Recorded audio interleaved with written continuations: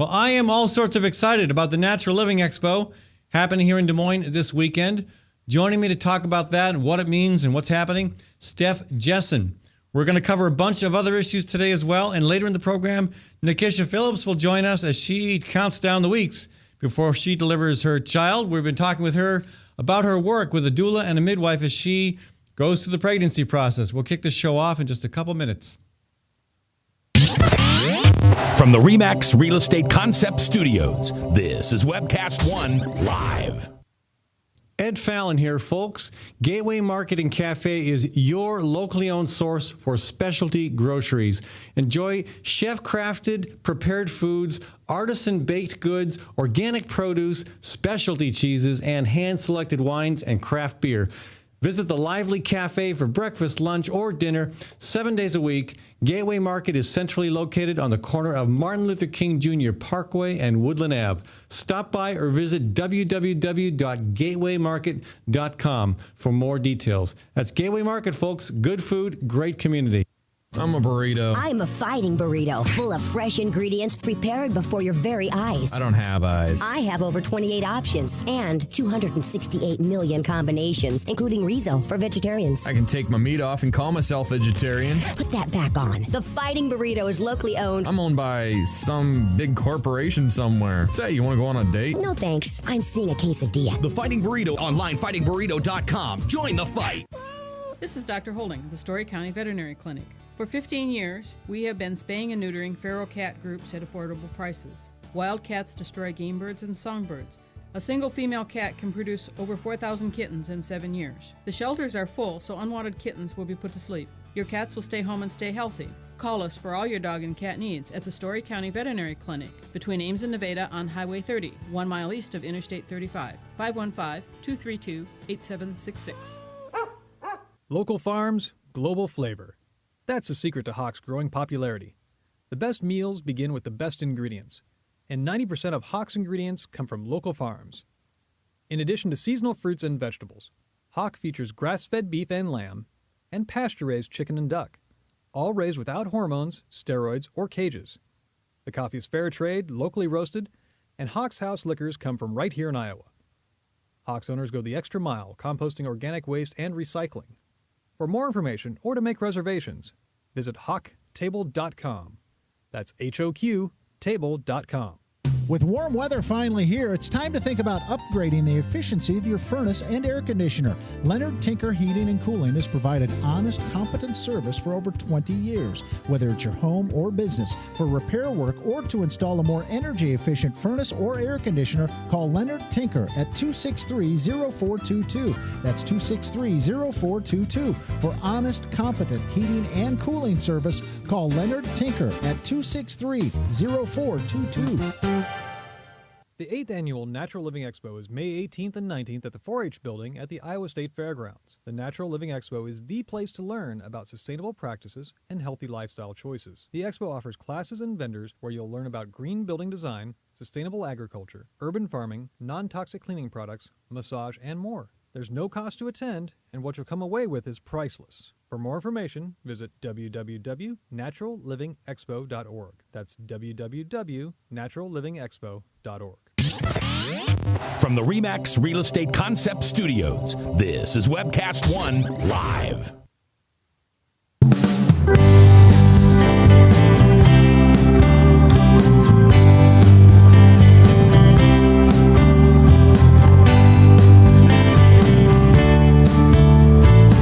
That is really, really good coffee.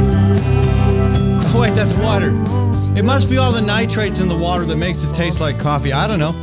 Maybe people could cut down on their coffee bills if we just asked the farmers to dump a little more nitrates in our water. I'm going to talk about that a little bit, responding to a letter to the editor by Mike Delaney. I want to look at this bizarre situation with the college fellowship that was established back in 1920 that has to go to a white student from Iowa. That's pretty cool. It's pretty cool that finally came out and the people are doing something about it. It's interesting. It raises a bunch of questions. We'll talk about that. We'll talk about another garment factory tragedy, another one. We'll talk about Rush Limbaugh because he's he's in the news again. Always an interesting situation when Rush Limbaugh is in the news. We're going to talk a little bit about Chuck Grassley. We're going to talk about the pending disaster in Myanmar. But first, we're going to talk about, we're going to get to the Natural Living Expo too. But first, I got to tell you, this may be the best new slogan to come along in a long, long time. Make lamb, not war. I mean, how sweet is that? Make lamb, not war. I just love that. Okay, it's in reference to this Saudi Arabia man, a student at a college in Ohio. He was traveling by plane. Again, this happened shortly after the Boston bombings. And he was arrested at the Detroit Metropolitan Airport when federal agents, accosted him, accused him of lying about why he was traveling with a pressure cooker. Okay, the guy has a lawyer now. Good idea. When you get busted by the feds, you probably want a lawyer.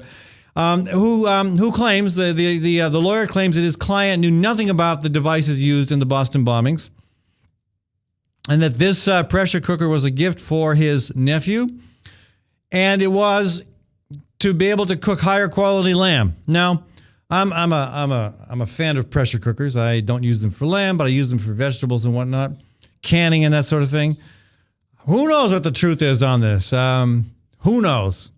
But I can imagine there are a lot of reasons why people might be hauling a pressure cooker around that have nothing to do with wanting to blow up marathon runners. Anyway, out of that comes the great quote, one that I have a feeling we'll hear more often throughout the subsequent years and decades. Make lamb, not war. If Mike Draper at Raygun hasn't already started working on a T-shirt, Mike, you might want to think about that one. Make lamb, not war. Anyway, all right. This is this story really threw me for a loop this morning. Maybe you've heard about it. It involves my buddy Doug Gross. It involves it involves Columbia University. And who knows how many students over the years, but this is regarding a college fellowship established back in 1920. It was put in place by a wealthy Iowa woman. Her name is Lydia Chamberlain. She's from Jefferson, Iowa originally. Originally, it was Lydia Roberts. I wonder if she's any relation to Rod Roberts. That's his part of the world. Anyway, a lot of Roberts out there, I'm sure. But Lydia Chamberlain, a widow, a divorcee, for what that's worth. I don't even know why that's in the story. She made a gift of $500,000. Actually, it was $509,000. That was her estate. She left it to Columbia University. She had moved out of Des Moines just shortly before she died, lived in a hotel in New York City, had some fondness for Columbia University, and left her this money. Now, the gift, as gifts often do, I mean, yes, you can look a gift horse in the mouth because you want to know how old it is. Check its teeth carefully. And when it comes to a $500,000 bequest, you might want to look that gift horse in the mouth carefully because it has strings attached often.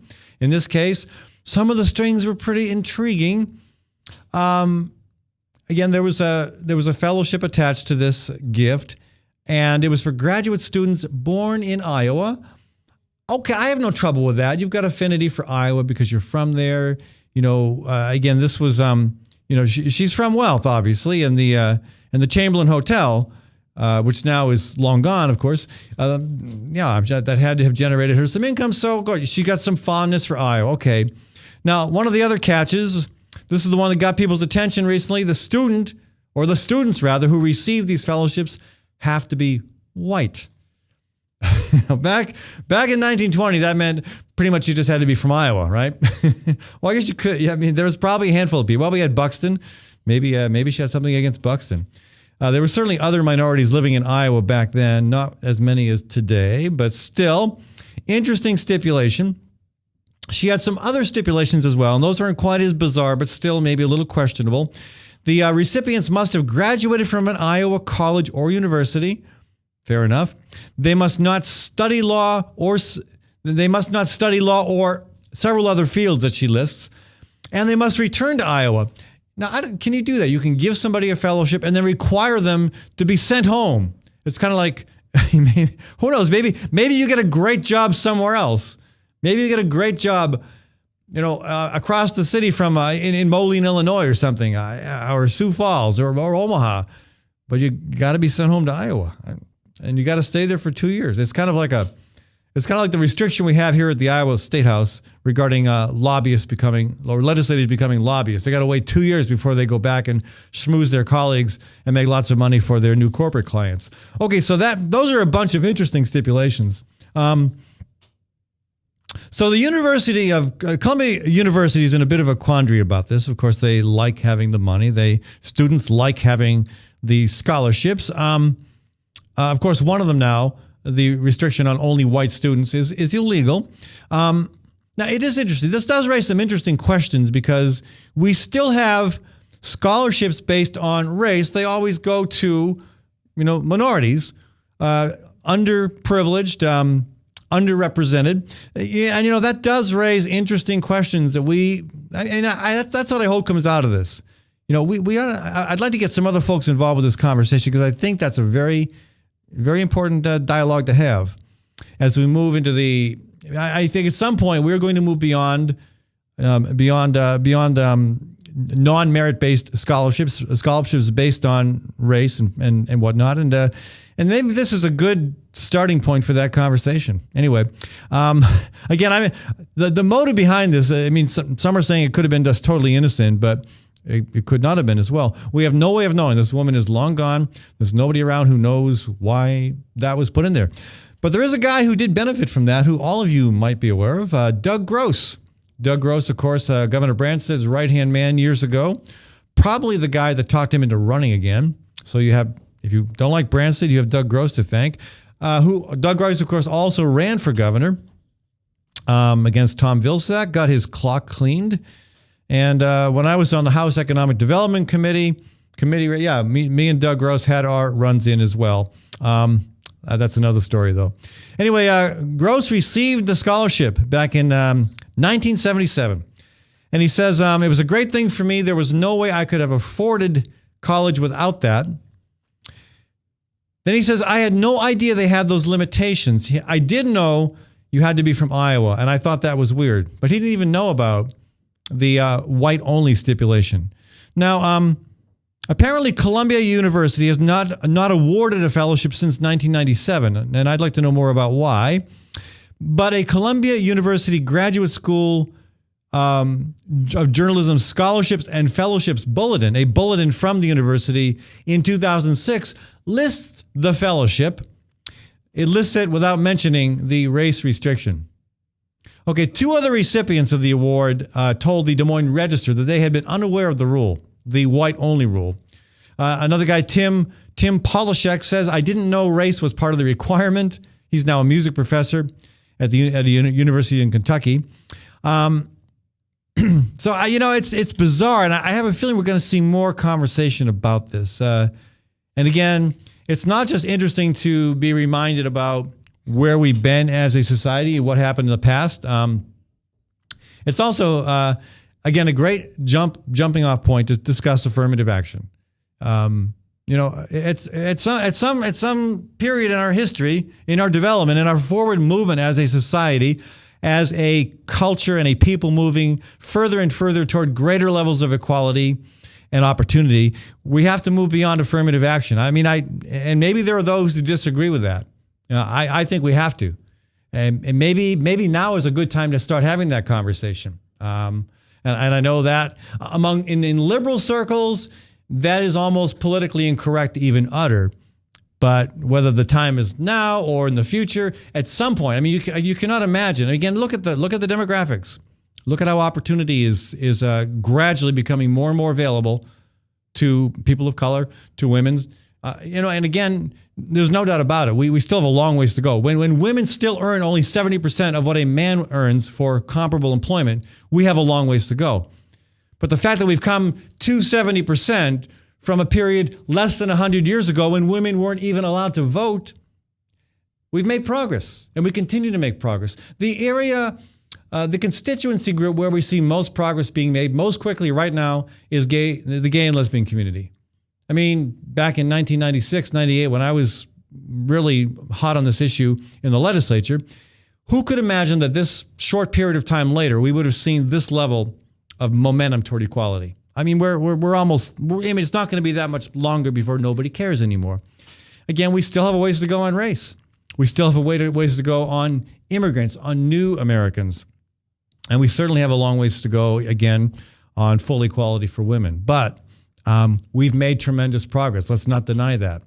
And as we continue to make progress, the question of the need for affirmative action will come front and center. We're going to have to confront that.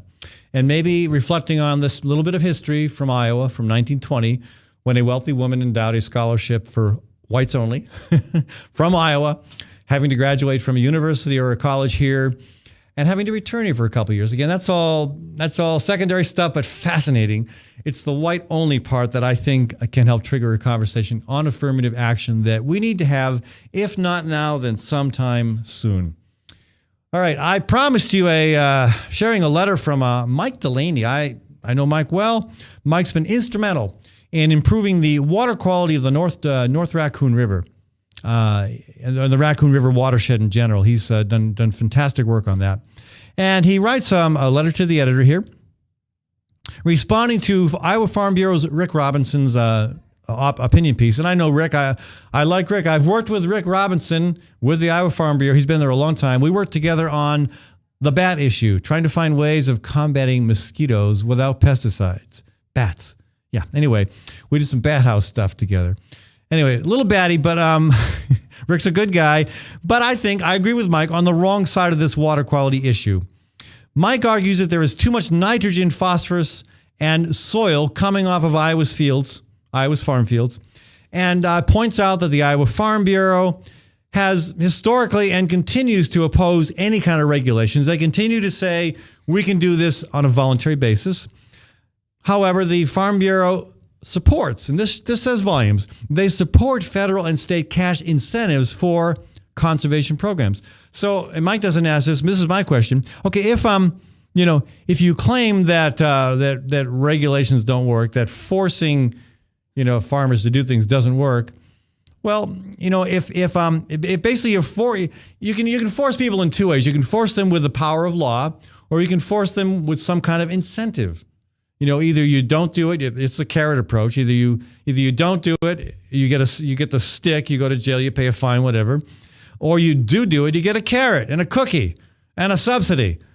So for some reason, Farm Bureau believes that it will make a difference if the incentive comes with money, if the motivation is financial. I mean, it's kind of to me, again, this is not Mike's point, this is mine, but it sounds a little hypocritical to me to say they're against regulation, except when it comes with money. All right. So apparently Governor Branstad and the Iowa House Republicans want to cut the funding that the Iowa Senate Democrats have put into a budget bill that would provide some cost sharing for conservation and also would increase the funding for the Resource Enhancement and Protection Program. That's REAP. Now, looking at Washington, D.C., of course, we have the equivalent there. In Congress, they're currently considering tying crop insurance subsidies to conservation efforts and debating whether that's a good idea. And as Mike points out, I think he's exactly right. Quote, if taxpayers must subsidize farmers, we should pay them to do the right thing and not pay them to ruin our land and our waters. This seems like a no-brainer to me. And it seems like a no-brainer to me as well. Mike, thank you for sharing that letter to the editor. And thank you to the Iowa chapter of the Sierra Club and Iowa Physicians for Social Responsibility for sponsoring this segment of our show. I do want to thank Gateway Market for being this segment sponsor. Check out Gateway Market, folks. Please thank them for supporting the Fallon Forum. Thank them for supporting an alternative to other types of talk radio. Again, you're not going to hear these conversations on your commercial broadcast radio because I'm not allowed there. I'm not that far over to the right. Anyway, you could be right in the middle and still not be allowed there. Anyway, Gateway Market has been good enough to help support this program. They're a great local business owned by people in our community. You've got the grocery store. You've got the catering service. Do not forget the catering service as you think about graduations and other holidays coming up this month and throughout the summer. And they've also got a fantastic cafe for breakfast, lunch, and supper. Gateway Market and Cafe, folks. I'll be back in a minute. From the RE/MAX Real Estate Concept Studios, this is Webcast One Live. Drug and alcohol addiction slowly steals a person's identity, tearing away pieces of their life little by little until one day it seems like the hope of a happy future is gone and there's no chance of getting it back. Here at St. Gregory Retreat Centers, we can assure you that there is hope. Our unique approach to recovery begins with the understanding that the dysfunction and damage caused by addiction can be overcome, not just dealt with. Don't let another day go by. Call St. Gregory today.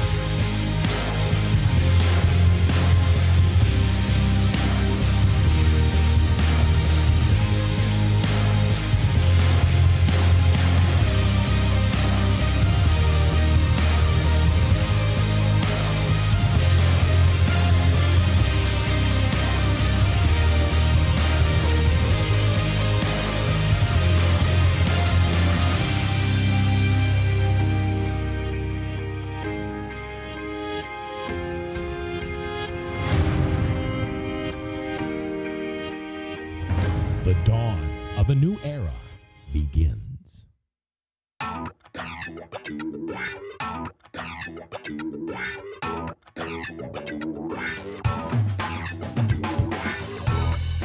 Well, good morning. This is the 7th of June in the Lord's year 2010, and this is day 101 of webcast1live.com. We will begin with Max World Live with my special guest, Tom Coates. In just a minute, there's Tom. Wait. Howdy. And we will be live for the very first time on Webcast One Live.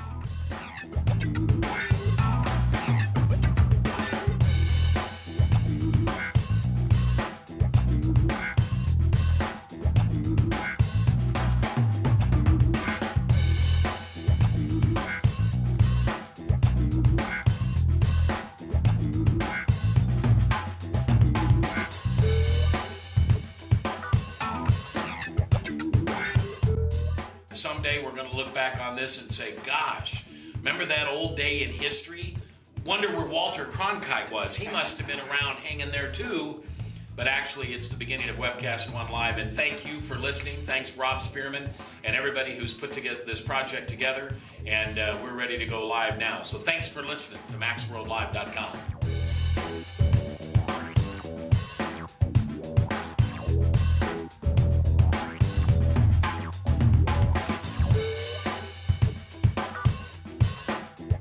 I can't tell you that it's going real well from time to time, but it is going, man.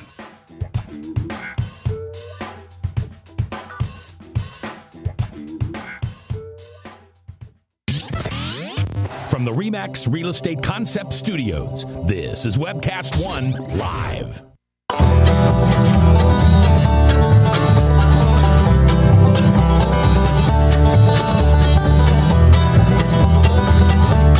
There's nothing like a good cup of Raccoon River Nitrate Special to get the second segment of the Fallon Forum off and running. Again, thanks to all those who give a hoot about water quality. One more quick look at a related issue. We talked a little bit about the farm bill. It really should be called the Farm and Food Bill, because a big chunk of that bill goes to food stamps. You know, I have a hard time understanding people's opposition to food stamps.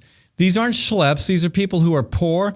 And, you know, you don't have this class of people that just get on food stamps and stay there for life. For the most part, people use them and then move on once their situation improves. I speak from experience. We were really poor at one point when my kids were young. We were struggling, and we went on food stamps for a little bit. It helped. So, you know who else it helps? It helps farmers. It helps local grocery stores. And yet House Republicans in the U.S. Congress want to slash a big chunk out of the food stamp program. Again, there's plenty of, I understand the deficit reduction needs. Yeah. Why don't you all take a look at the military budget, folks, just to start right there. And again, looking at farm subsidies, let's start talking more about tying those to conservation, to water quality, and to healthy things we need to be doing for our land and our community. And speaking of healthy stuff, hey, the Natural Living Expo is coming up this weekend, and we have Steph Jessen joining us on the phone. Hi. Hi, Steph. How are you? Well, you know what? I'm living the dream. Oh, well, good. I'm glad somebody is. Well, I am. I'm doing what I want. I'm getting paid very little. I was listening to everything you were saying, and I'm shaking my head. Before we talk about this amazing event, I can't wait to come back and talk to you about slowing our food down and slowing our money down. Okay, yeah. The slow food movement has certainly taken off. The slow money movement, what's that? Slow money. Go read about it, for real. Woody Tash, he changed my life 3 weeks ago. He wrote a book. I've read it. I get it. Everybody better get on board because stuff is happening. Iowa doesn't know it yet, but they're going to have a chapter soon. Not sure how. But what is it? What is slow money? What does that mean? What does that refer to? It refers to the slow food movement. If we start slowing our food down, getting back to the basics, and we all know what that means, right? Well, it means taking the time to cook your food, to know where it comes from, to enjoy it, to make it a social event, not just an event where you shovel food down your throat. I was talking to somebody who was actually a gal who's working on the Great Climate March with us. When she was in the Army, they basically ate standing up, walking through a production line. It was like they were machines being oiled and greased and fed, and then they were out of there as quickly as possible. Slow food makes a heck of a lot of sense. It makes all the sense. And slow money helps make slow food happen. And slow money is, it's gaining a lot of momentum. I can tell you that. And people are starting to wake up a little bit. Venture capitalists they're really starting to think about, maybe what have we done? They're talking about slowing the money down. Well, anything I can do to spend my money more slowly is good news to me. Hey, Chad said, I'm going to take you to the slow money gathering. And I said, slow money? I have no money. I need no money. So I'll go to learn about being slow. So anyway, enough about that. We'll talk about that later. Let's talk about this weekend. Yeah, what's happening at the Natural Living Expo? It's going to be at the 4-H building, I believe, which is the southwest corner of the Iowa State Fairgrounds, right around, 30th and Grand, I believe? East 30th and Grand? Just get to the fairgrounds. We'll have signs to direct you there. All right. But we have bicycle parking? Oh, bicycle parking, scads of it. Good. Welcome. We actually welcome bikes. If you bring a bike, I might actually give you a free sample of Mo Rub. All right. But and one for my bike as well. Perfect. I'm going to put a sticker on that bike. This weekend really is truly for anyone. This is free. Okay. Free parking. I know everyone's busy, but come out. And my goal is for everybody to take one piece of information to possibly make their lifestyle maybe just a little bit more natural. So tell me about some of the different vendors that are going to be there. Well, when we look at, we look at the home, is there anything that you can do in your home to make it more natural? Throw away your Windex, throw away, we don't have to go on those rants, but. So really, you'll have vendors who discuss environmentally friendly products that you can use to clean dishes, your clothes, your teeth, your cat. Everything. Yes, and then that segues right into the body. There's vendors there to promote, things to really start taking a look at, preserving your body just a little bit more naturally. And then you can go into the food, and then there's going to be vendors there promoting their products that maybe just changing just a little bit and maybe not so drastically all at once like I'm doing, but just a little bit. Just to think about maybe, just maybe, I won't pick up that box of processed food. Just maybe. And then we go into the health and the wellness and the fitness. There's going to be people there that are going to be showing you all different ways to just maybe, just possibly taking a few more steps in your day. Yeah. Or riding a bike like you do, Right. We're all doing this. It takes time. I look at what I've done to myself personally, and I think, what the heck? So I'm trying to get back. What have I done? I'm changing my personal lifestyle, and I think that I'm spreading the message well. Yeah. And so we're putting this event together. Is there a list of some of the vendors that are going to be there online somewhere? You do. You can go to our website, and it's naturallivingexpo.org. Right. They're not all listed, so don't panic. There's a lot more surprises. Whole Foods Market has jumped up and have absolutely been amazing. Ouch. Hey, we can talk about that later. Yeah, I mean, it's almost a regular feature on the show that I criticize national chains, but we won't do that today. We'll be a good boy. I hope so, because I'll debate that all day. Okay. Well, then we should debate that sometime. That would be good. I would love to. I'd love to. But besides all the wonderful vendors, there are art activities for kids. We have 4 fantastic artists that are going to come out and work with kids, creating kaleidoscopes and sock puppets and veggie cards. We have 4 movies that we're showing literally all day running, and the movies are Betting the Farm, Do the Math, and...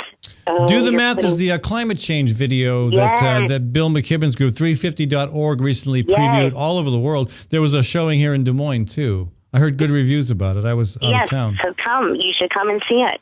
Yeah. There's going to be just amazing conversations, people that are really engaged in this community, and they're going to help spread this message to, again, anyone and everyone that comes. So hopefully they will take something home. Yeah. Now, Ed, I had to get really creative because that's the kind of gal I am. And I wanted something. I wanted everybody to make sure that they left with something, right? Because that's what I do. So guess what? For every person that comes to that event, if they come up and say, I didn't get anything out of this, guess what they're going to get? What? A bag of compost. Good. I know. Homemade compost, or is this something... Oh, it's from the Metro Waste Authority. All right. It is so we all contributed to that with our leaves and lawn clippings. Absolutely. And it's very, very good stuff. I'm a huge fan of composting, and I make multiple batches of compost every year. The main ingredient, my chickens provide that. I've also got kitchen scraps, bags of leaves, lawn clippings. I mean, when you have the right mix and you do it properly, you can get incredibly good compost that really enriches your soil and your ability to grow good food. Oh, you're saying all the right things. That you should be a spokesperson. I do that for a living. Event. I do that for a living, yeah. And that's what everyone needs to do. So I'm going to send them all home with a bag of compost. Good. And if they want to just throw it in their trash that they're probably not recycling, you know what? It'll help break down. Well, that's It'll good. help break it down. So I'm going to be there on Saturday myself. We're going to be showcasing the Great March for Climate Action, because there's certainly a climate change connection to anything you talk about relevant to sustainability and green living. And I'm intrigued by the home care, the products you can use in your home for cleaning and whatnot. You mentioned windows, but again, I mentioned cat. What about cleaning your cat? What about if you get this cat, this dripping wet cat? I had a cat come home the other day, just totally covered with grease. It didn't look quite as bad as the cat I put up on the screen. But is there a way to clean your cat without violating the rules of healthy living and safe products? Yes, I have just a person I'll put you and connect you with. Okay. And she will be able to help you take care of that wet cat. Okay. Yes, there's something for everyone. I think that if it's not there, there's going to be enough resources there to help connect the dots. So if people say there's something that they really want to change, I really believe there's somebody there that's going to be able to help them. Yeah. Well, I wasn't entirely making that up. My cat did get into some grease, some dirt. I had a couple lesions on its feet. I'm not sure what happened, but I had to clean that thing. Anyway, I used Dr. Bronner's. Maybe that was a good idea. Steph, if you got a minute, we'll take one phone call before we go. Oh boy, this is going to be good. All right, let's go to Heather. Hello, welcome to the show. Hey, Steph. I think maybe you might have mentioned it, but I'm trying to figure out what building you're going to be in at the fair, and I want to know if it's pet friendly. Can I bring my dog? Oh, those are great questions. 4-H building. It is on the south end of the fairgrounds. We will have signs to direct you there. And then pets. Sadly, Iowa State Fairgrounds is not pet friendly. Okay. So unless it's a service dog, they can't tell us no if it's a service dog. Not a Pomeranian, not very serviceable. Well, thanks for calling, and please come out. Thank you. All right. Thanks for the call, Heather. And thank you, Steph, for being with us. And again, folks, Natural Living Expo happening this weekend. Leave the pet at home, but come back with something you can clean your wet cat with. and a bunch of other good ideas. Compost, learning how to, I assume there'll be some instruction there about backyard chickens and organic gardening and green building designs. Yes, absolutely. All right. There truly is. This is something that I really believe is cutting edge. I think we've all been talking this talk for a long time, but I think maybe more than ever, people are starting to grasp it a little bit more. Well, we sure so need we really need to take our soil back. Yeah. And Ed, thank you so much for having me on. Yes. I can't wait to come back. All right. I have a lot more to say. All right. Thank you, Steph. Good luck. And folks, we'll see some, maybe all of you, on Saturday or Sunday at the Iowa State Fairgrounds for the Natural Living Expo. I want to take a short break here, and when we do, we're going to come back and talk about a few more issues, including the latest. This is not a garment factory. This is a shoe factory collapse in this time, not Bangladesh, but in Cambodia. I want to talk about the horrible situation about to fall on Myanmar. I don't know how this is going to pan out. Right now, it's not looking real good with a cyclone bearing down upon that country. And this is relevant to us here on a number of levels. We're going to welcome, hopefully, Nikisha Phillips is going to join us. We hope to have her in the program today. She's getting awfully close to delivery date. That's June 10th. And also getting awfully close to another important day, one of our other regular guests, Dan Kelly. I am pretty sure he is secluded at the state capitol. If we can get him to join us, it'd be interesting to see what he has to say, because they are beginning to move toward winding down the Iowa legislative session. So a little bit of mystery in the last section. Not quite sure how our usual guests are going to pan out, but we've got plenty else to talk about either way. We'll be back in a few minutes. From the RE/MAX Real Estate Concept Studios, this is Webcast One Live. Last year, the Immigrant Entrepreneur Summit attracted over 460 people from 43 countries. This year's summit is November 9th at Drake University. Every year, more than 100 companies are formed by summit attendees. This year, 15 seminars will be taught answering questions like, what do you do when the IRS audits your business? Register now for this year's Immigrant Entrepreneur Summit online at iesusa.org. That's iesusa.org. Located in the heart of Beaverdale, Tally's offers speedy and affordable rooftop lunch, catering for events both large and small, innovative cuisine, as well as vegetarian and gluten-free menus. Come to Tally's for live music, dry-aged steaks, Sunday brunch, and all-you-can-eat ribs every Monday night. Tally's Restaurant, Bar, and Catering at 2712 Beaver Avenue. Call 279-2067. That's 279-2067. Times are tough, and most people are just trying to make their cars last a little bit longer. That's why you should know about Sargent's Garage in Des Moines. You can trust Sargent's to make the right diagnosis and give you a fair price. Whether it's a routine oil change or a major repair, Sargent's always does outstanding work. So don't give up on that old car just yet. Call Sargent's Garage at 246-8149. That's 246-8149 for Sargent's Garage. Nestled in the heart of downtown, Ritual Cafe is one of Des Moines' most unique places, offering a wide variety of coffee and tea. Ritual Cafe also serves the only all-vegetarian menu in town. And Ritual Cafe is a cultural hub for artists and musicians, with a performance stage hosting local, national, and international talent. Make Ritual Cafe a part of your daily ritual. On 13th Street between Locust and Grand in downtown Des Moines. And check out ritualcafe.com. The 8th Annual Natural Living Expo is May 18th and 19th at the 4-H building at the Iowa State Fairgrounds. The Natural Living Expo is the place to learn about sustainable practices and healthy lifestyle choices. The expo offers classes and vendors where you'll learn about green building design, sustainable agriculture, urban farming, non-toxic cleaning products, massage, and more. There's no cost to attend, and what you'll come away with is priceless. For more information, visit www.naturallivingexpo.org. That's www.naturallivingexpo.org. Wow, some wedding. Yeah, I've never seen a bride in coveralls. Right, and skipping down the aisle to accordion music. Not to mention the reception. That wedding cake was a freaking fruit cake. It's your wedding. Don't leave anything to chance. Diana's Wedding Cakes. Using only the finest, freshest ingredients with free on-time delivery and setup. Choose one of Diana's custom designs or create your own. Call Diana's Wedding Cakes, 641-275-9279. That's 641-275-9279. From the RE/MAX Real Estate Concept Studios, this is Webcast One Live.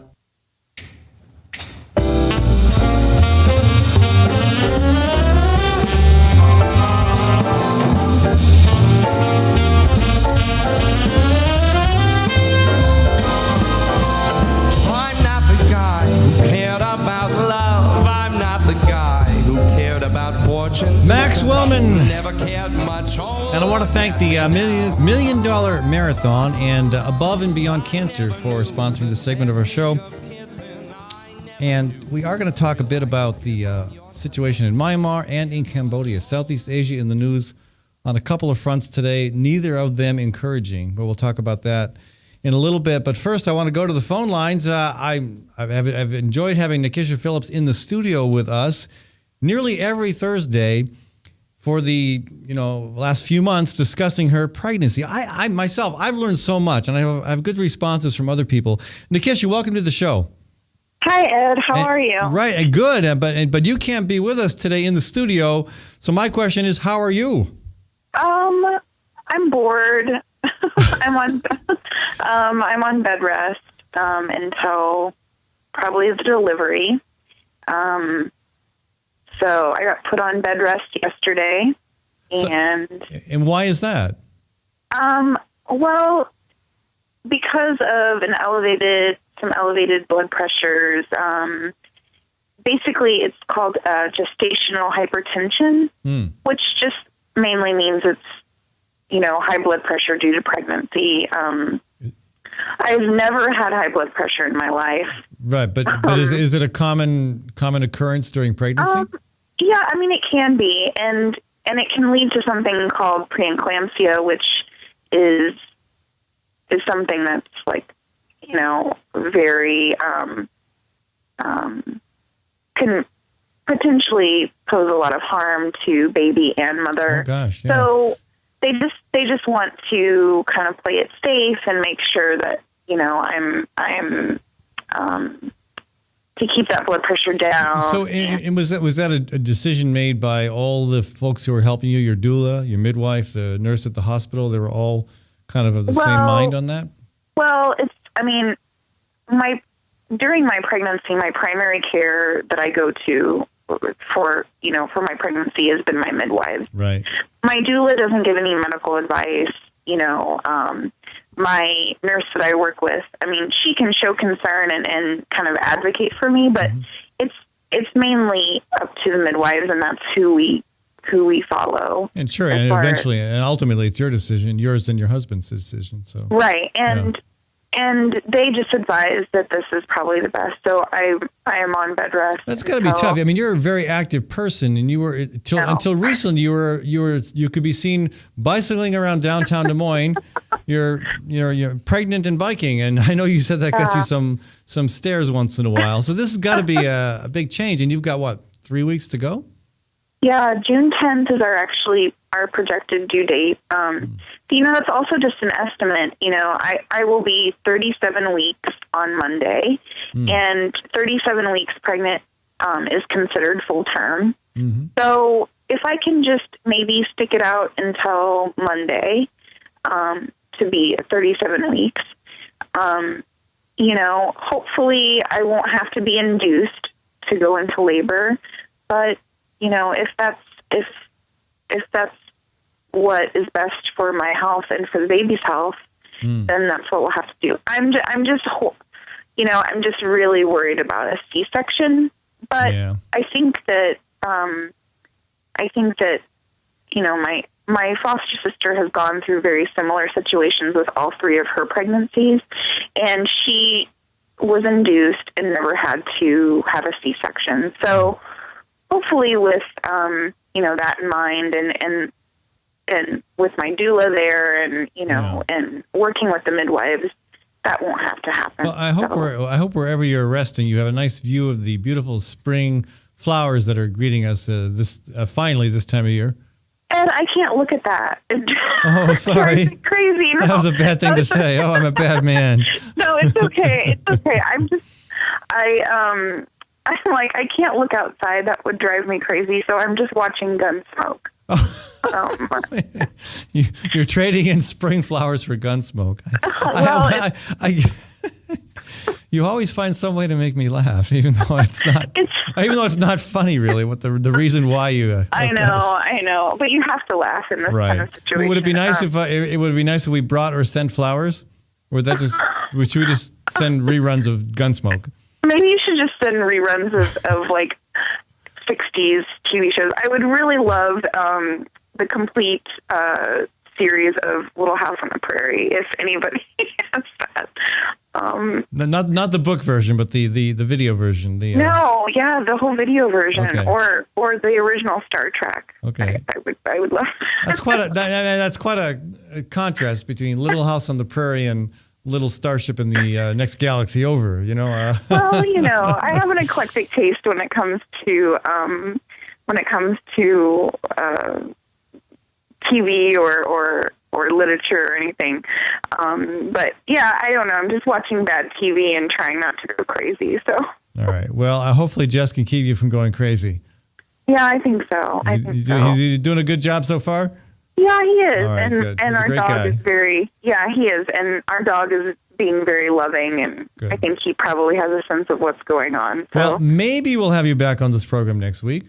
maybe, if not, By phone, I presume, if we do. yeah, exactly. Unless something dramatic changes between now and then. Yeah, you never know. But I'll definitely keep you updated. Yeah, and in addition to getting an update on your pregnancy at that point, we can compare notes on episodes of Gunsmoke, Little House on the Prairie, and Star Trek. Yeah. Yes. And I promise never to mention flowers again. Well, right. I'm looking forward to seeing them actually outside versus through my window. So. Well, they should still be there for you when you're done with this fascinating chapter of life. One that I'm grateful. Actually, I will never have to go through. But again, it's also a very beautiful experience, and I think Yes. I think it's been wonderful of you to share this with my audience. Oh yeah, it's been a pleasure. I meant to tell you, Nikisha, when you look at the diagnostics from my website and for this program, the Fallon Forum, the most frequently used word that gets you into this program is Ed Fallon and Fallon Forum, and next on the list is the word Nikisha. Oh, really? Yeah, you are after me. You are the most popular link to the Fallon Forum. Okay. Now I wish Dan Kelly was here so I could tell him that. Yeah, where is Dan? Well, he's got his own delivery issues. Oh no! He's at the tail end of the legislative session, and who knows what they're going to deliver. I'm sure, but they're trying to wrap up something despite a lot of partisan differences. And Dan's in the middle of that. He's on one of the important conference committees. I can't remember which one now, but poor Dan. Yeah, poor Dan. Anyway, but he doesn't even make the top 20. And you're you're after Fallon and Fallon Forum. You are the next most popular search word for people looking for this website, looking for this program. That's pretty cool. All right, so maybe that's even more of a boost to you than the next episode of Gunsmoke. Maybe. All right. Maybe. Well, hey, thank you so much, and you take care, okay? Okay, thanks, Ed. All right. Okay, bye-bye. Well, I always like to end on a positive note, but I'm going to do it the other way around today. I'm going to go from positive. Again, it's not particularly positive that Nikisha needs to be in bed through the end of her pregnancy, but she seems to be in good spirits. She's got plenty of good folks to help her out, and she's got, sounds like, plenty of options for numbing TV programs that can take your mind off the discomfort. Talk about numbing. I think collectively our psyche is just kind of just worn out from all the there's so many ways we're getting barrage, but the garment factory fires, the collapses. And again, remember the most recent collapse, the one in Bangladesh that killed now over 1,100 people. Originally, they announced over 200 people were killed. By the time they got digging through the rubble, and I can only imagine what that was like for both the people doing the digging and the folks still alive and trapped underneath who didn't survive. Over 1,100 people killed in that collapse. And, again, that's not the only time this has happened, folks. This happens over and over again. A lot of it in Bangladesh, but certainly in other countries as well. In China, and not just building collapses, but fires. These buildings they're not safe. They're not functional.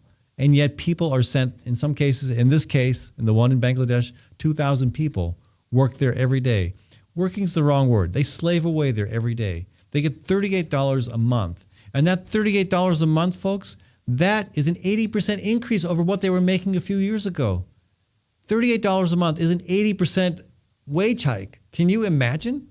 And now, in response to the collective international guilt and remorse being experienced because of that crash, that factory collapsing in Bangladesh, the government there is now talking about another wage increase.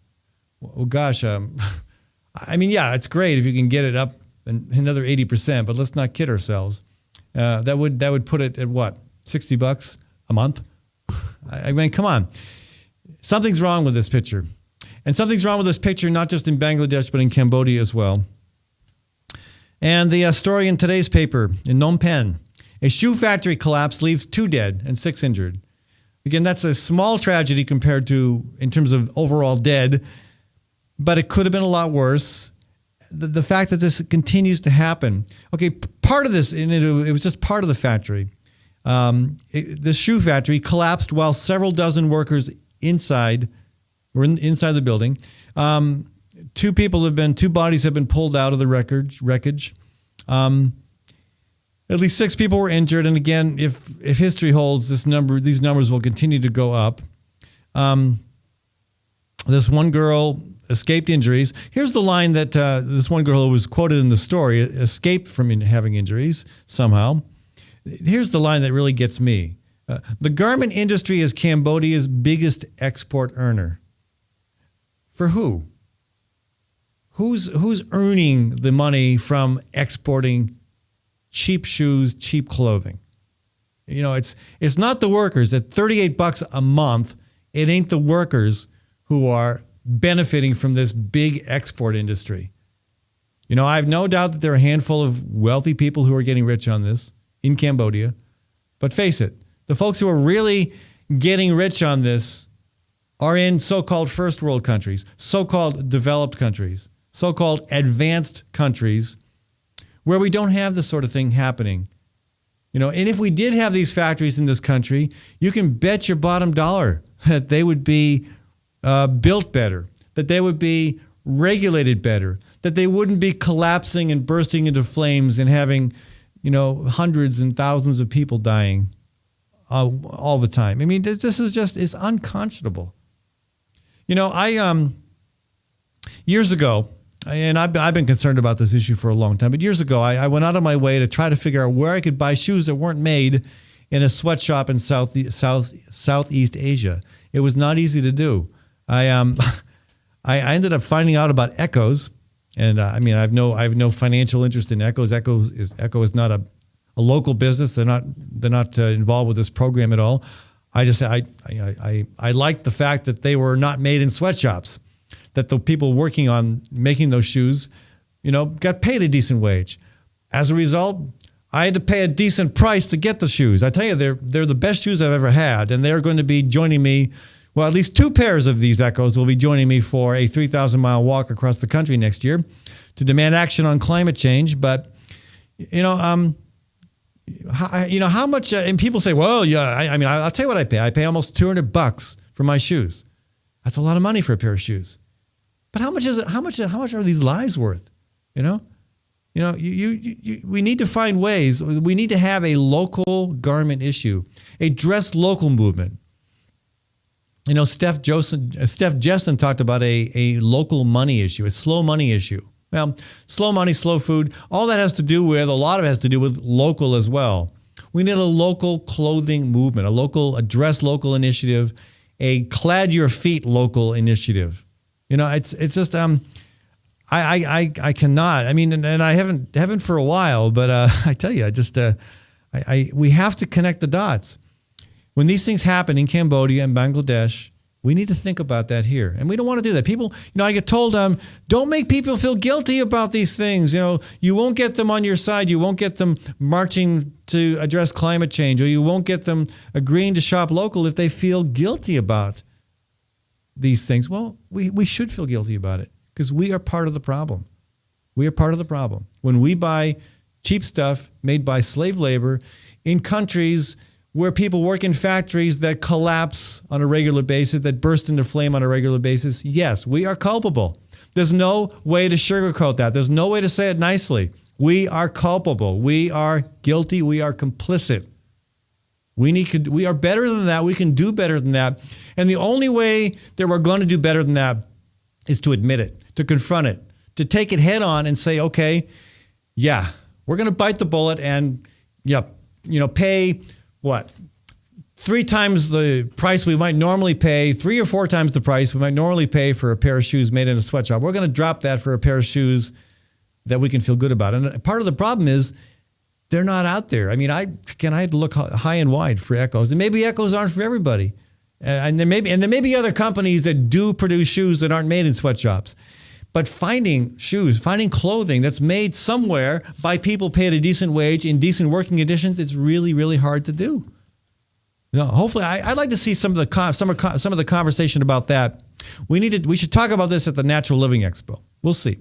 I think that's a good thing to dialogue about and see how we move forward on. Okay, one other sad story from the Southeast Asia. This is from Myanmar, and again, this is not entirely a sad story yet. It's a little bit sad because of the violence between the Muslim minority in Myanmar and the ethnic Rakhine Buddhists.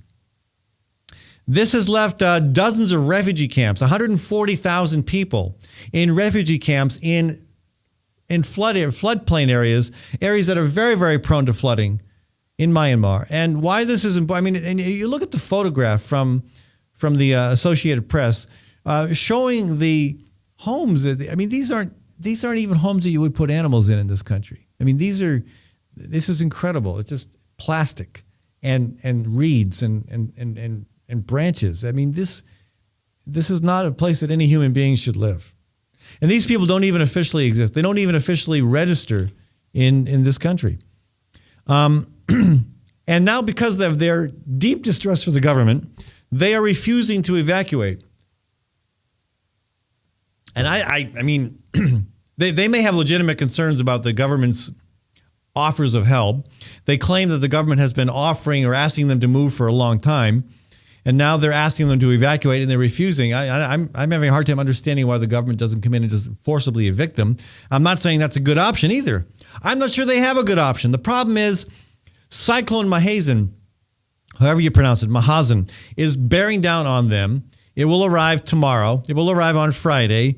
It could wreak incredible devastation. Remember now, thanks to the new climate era, all these storms, not all of them, a lot of these storms, I should say, are stronger, more violent, more destructive than storms have been in the past. And we're looking at situations right now with potential tornado activity just west of Iowa this coming weekend that is forecast to be very violent. So this is not unusual. In the new climate era, this happens. But these folks are in a very, very vulnerable position. I do not know what the best thing to do for them is. I really don't. I don't know enough about the situation. But I just know it is tragic that they live in these conditions. That, America, we have a lot of problems, okay? No doubt about that. One thing we do right, or one thing we do better than most, is we don't fight based on religion. I mean, sure, there's all sorts of conflicts between the Chuck Hurley, Bob Vander Platzes of the world and the Christians like me who have a broader, different perspective. We disagree. But you know what? We don't kill each other over it. I mean, yeah, that happened in my parent country of Ireland. It's about done happening after about 400 years of sectarian violence between Protestants and Catholics. But in this country, we've been, we're kind of all the things we can provide leadership on, and I think one thing we should be providing leadership on, is the climate issues, energy, renewable energy. But another thing we have provided leadership on and should continue to do is finding ways to get along without killing somebody who might happen to be a different religion or a different race or a different ethnicity. I think that's the underlying tragedy in Myanmar.